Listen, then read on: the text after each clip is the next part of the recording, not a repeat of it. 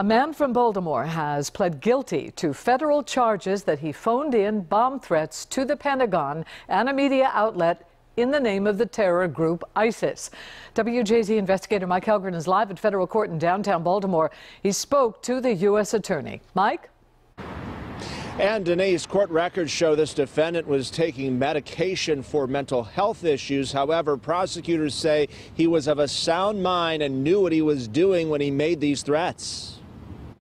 George Tomasak, a 47-year-old from Baltimore, has pleaded guilty to making bomb threats over the phone to the Pentagon and a CNN affiliate in Atlanta, saying he was associated with ISIS and they were going to blow up a government building. He made calls to those other agencies, the White House and the Baltimore City Circuit Court. U.S. Attorney Robert Hur spoke to WJZ about the case.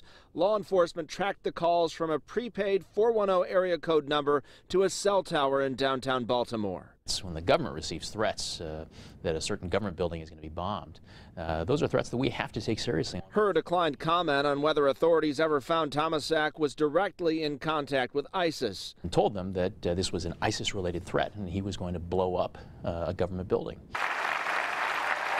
The threats all came just 2 weeks before the 2016 presidential election, but authorities do not believe they were politically motivated. Live from Dallas and Fort Worth. Federal prosecutors say Tomasak also made calls to television stations in Dallas and Sacramento that, like WJZ, are owned by CBS. He also called the Department of Justice and FBI Baltimore field office, although there's no evidence he made threats there.